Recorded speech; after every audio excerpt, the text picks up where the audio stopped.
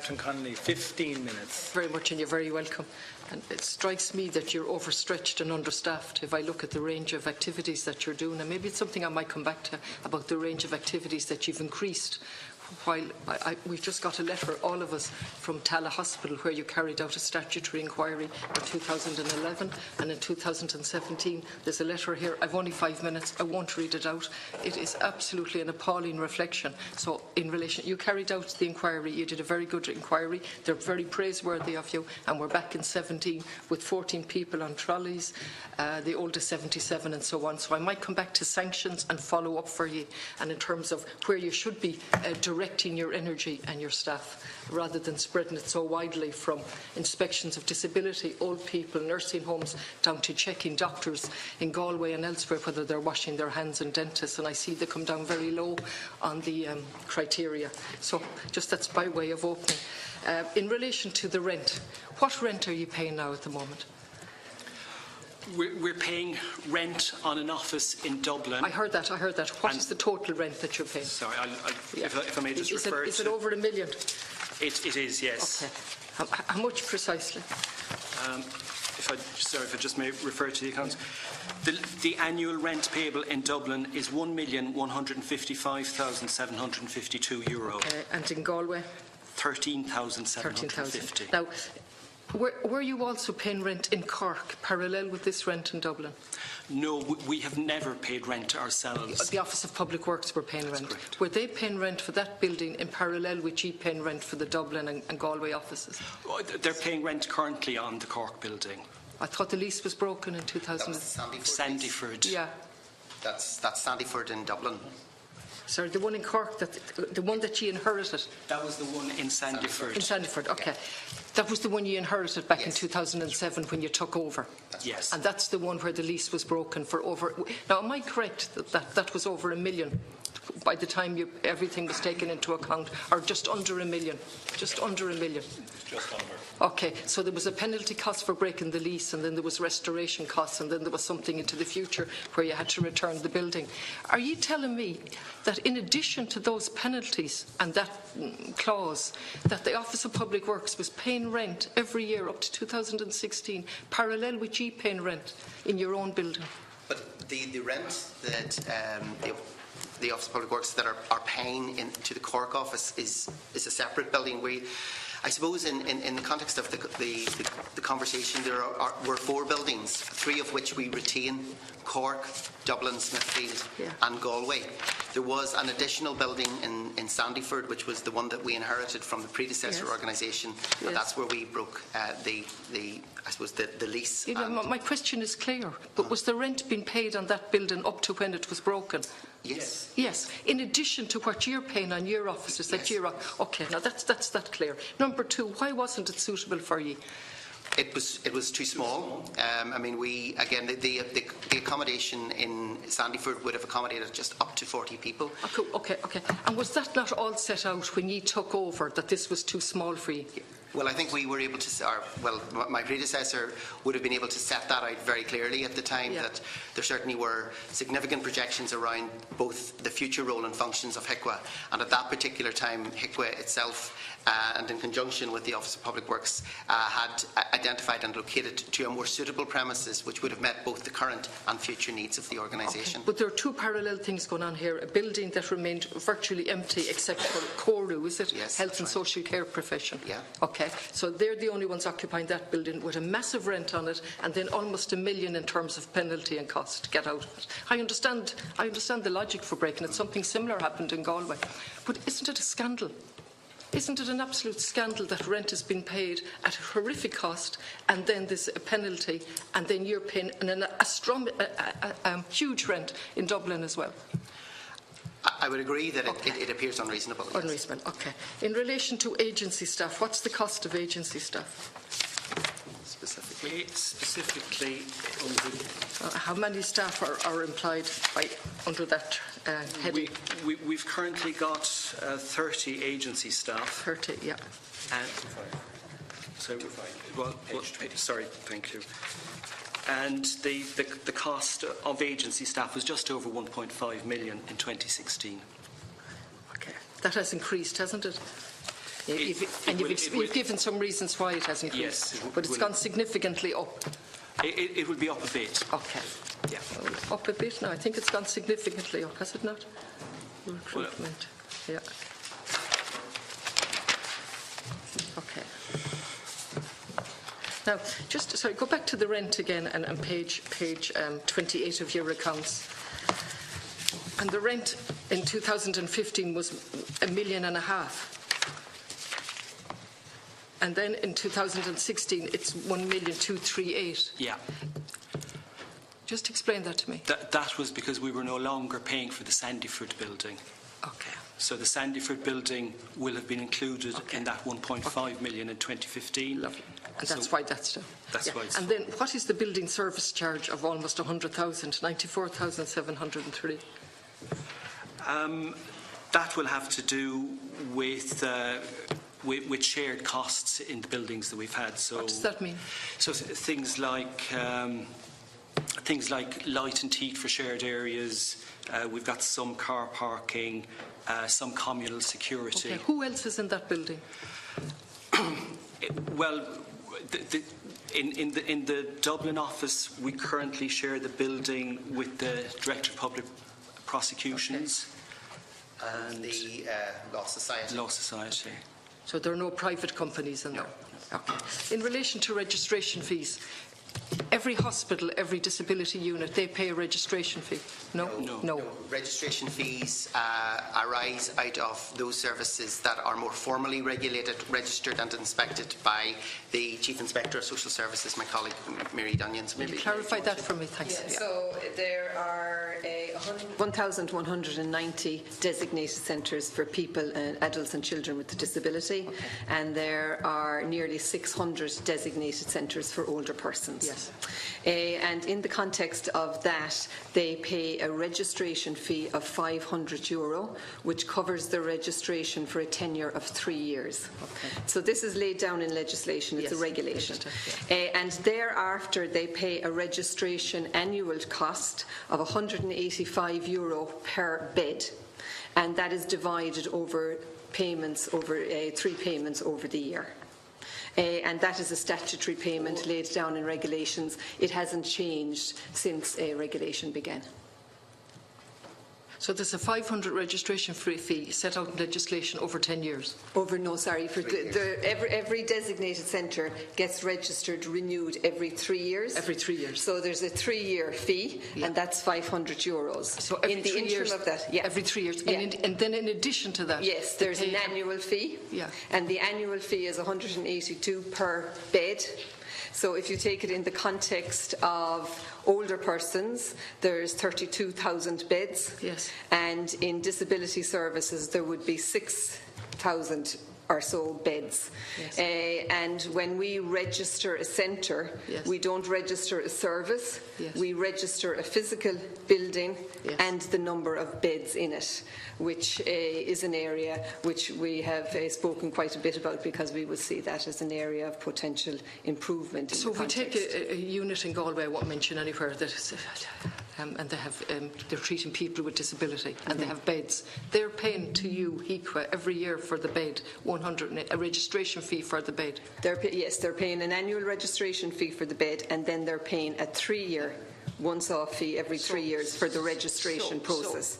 All of these organisations that are struggling and they're getting government funding and maybe charity, raising money by charity, then they're channeling that amount back to ye, another government body. As set down in regulations. I'm not I'm just asking for clarification. No, you're quite correct. That would be the payment cycle for a registered centre. But they're absolutely struggling on the ground, all of these organisations, aren't they?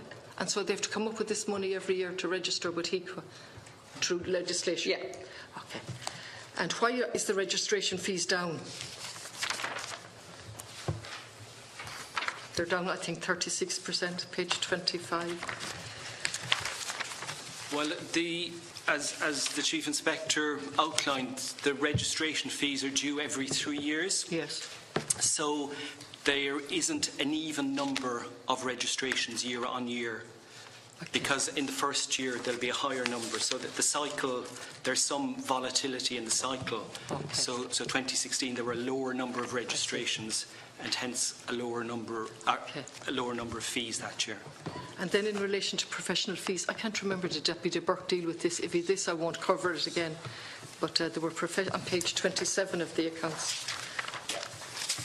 Again, maybe just... Did he deal with it? I can't recall. well, he certainly dealt with some aspect of it. He did. Yeah. And what was the explanation for it? Sorry. Sorry, well, we were just looking at a more detailed breakdown of the nature of some of those costs. Yeah. And I was saying that some of them arose from both consultancy on pension and human resources. Some arose out of support and consultancy in respect of ICT services, preparation for the National Patient Safety experience, and they would be the main areas of expenditure in respect of our professional fees. And on legal fees as well. Obviously, HIQA work within the context of a legal framework and therefore have to engage in external legal advices for preparation for court and the preparation of enforcement activity as well. I have looked at a lot of your reports, and you've carried out 8 statutory reports. Was any of them in relation to Galway? Any of the hospitals? In Galway? Yes. One of the investigations was in a Galway University Hospital. Yes. I think it was 2015 or 2014, and it was in relation to a death in the maternity services there. In 2014? It was actually it was 2000. The actual death occurred in November 2012. Yeah, this was the publicised death. This was the unfortunate. And the bulk of the investigation was carried out during the course of 2013, was published in 2014. Okay. And Sina, in relation to Tala Hospital, and we've all got correspondence, and you carried out a statutory investigation there. Was that of your own initiative, or is that directed by the Minister? The statutory investigation into Tala Hospital was an investigation initiated by HIQA itself. The HIQA and the Board of HIQA at that particular time felt that the circumstances within Tala met the threshold where we believed that there was a significant threat to the health and well-being of service users. Okay. All right. And so this is general. I'm just using Tala. I'm sure my colleague here will come back in more specific detail in relation to it. Here's a letter from a consultant in accident and emergency going out on a limb, and we know how difficult that is in Irish society for professionals to go out on a limb. And I'm going to come back to that in terms of whistleblowers in a minute. And he's pointing out the time and that they're on the and so on. And he says it's dangerous. The level of overcrowding, of admitting boarders, unfortunate word, but people on trolleys, is never acceptable and is dangerous. So, similarly in Galway, it's absolutely dangerous not my words. So, and then we have a situation in Merlin Park, and I'm using different examples because I don't wish to be parochial, where the roof has a leak in Merlin Park and the orthopaedic surgery can't continue. Where in your board meetings do you decide where to carry out? Will you go back into Tala when you read this? Will you go to Galway and look at Merlin Park where the roof is leaking and they can't carry out orthopaedic surgery? Will you go into the accident and emergency in Galway City where they're actually walking out, particularly people that are accessing the psychiatric unit? What's your policy in relation to inquiries? Okay. Maybe I'll introduce this and pass to my colleague in a minute, but certainly in recent years we've been very, very clear about how we, I suppose, receive information that indicates where risk exists within our health and social care services. Yes. And as a result, back in 2015, we initiated a process called Regulatory Risk Register, where what's that called, a regulatory risk register. Well, it's basically an escalation process where our inspectors, when they receive information or observe information at the point of inspection, come back and, I suppose, indicate that risk to their line manager. And if it is deemed to be of a significant nature, it is then brought up into the higher reaches of the organisation to enable us to consider what the appropriate actions would be. So would somebody have alerted you to Galway and the roof leaking? No, maybe not so much in terms of the roof leaking, but if there was any information about Galway that's received by ourselves, it's brought into the health care team, they would risk assess that information and escalate as appropriate. I mean, maybe Mary, would you just because my time is running out, just while you're addressing it, it would seem that you're very reliant, notwithstanding your excellent staff and your inspection regime, also on whistleblowers. And when I looked at the documentation, as we see with every subject that comes before us, we're utterly reliant, notwithstanding all of this regulation, on whistleblowers. No, I would have to say that no. Certainly, we would receive significant amounts of what we would call unsolicited information. Yes. Some of which comes from whistleblowers. However, we also have methods by which we assimilate information from the health and social care system and analyse that information on an ongoing basis. We have a process of statutory notifications as well from the regulated sector, I saw that, yeah. which we take in and analyse in every single instance. And we also have the observations that are made as well at the point of inspection. So all of that information under our monitoring approach is actually drawn together, and a risk assessment is made about the... I'll come back in my supplemental. Could I just hear what you were going to say? Sorry. Yeah. So I think you alluded at your first point where you talked about the activities and the spectrum that HIQA. So in the healthcare team, there are 13 people working in it. That's the total number. And when we look at a regulation, healthcare is not a monitored or not a regulated service. We only have a monitoring function in regulation. So where you talk about, and you're quite correct, you alluded to TALA, and we made recommendations in TALA back in, and I actually was on that investigation team. We have no powers within the Health Act or in health care to do anything in the context of implementation. And I think it's very important, and it's not reneging our responsibility, but the responsibility of service provision is with those that fund and deliver the service. And in the context of healthcare, because we have such a small team, what we do is we take what would be considered a risk in a national context, in the context of services. So, for example, as Phelim alluded in the introduction, we looked at, for this year, medicines management and antimicrobial stewardship, because we would see, and the evidence is there to support it, that the proper use of antibiotics and driving that improvement in healthcare is a significant piece where we feel that we can significantly put our weight into and achieve a good outcome, and I think the reports that we've published are showing that change.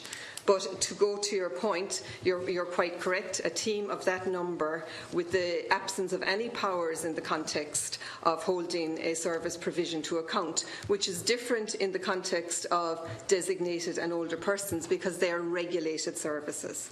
So it's like it's two prongs within the one. Now for the public, between. Okay, so if you were providing a nursing home today and you opened a nursing home, you would apply to HIQA for it to be registered.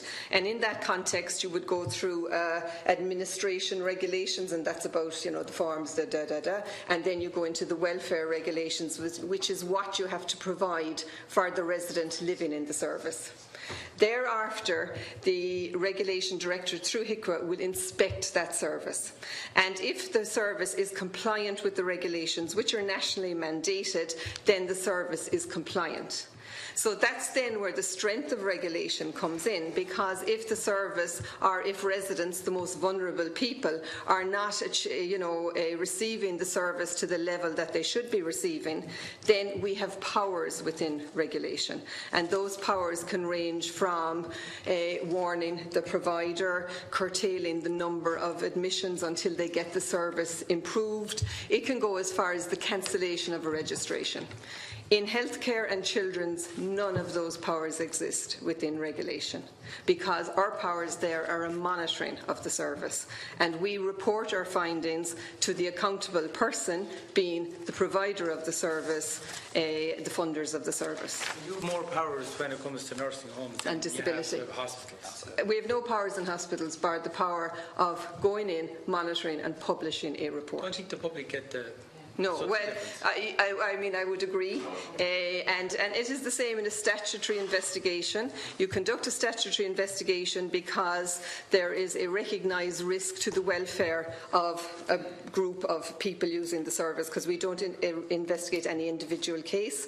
And in the context of that, we will make recommendations. But thereafter, the role of HIQA in the context of any powers of ensuring the recommendations are implemented cease. We don't have any. So ours is investigating, reporting and publishing.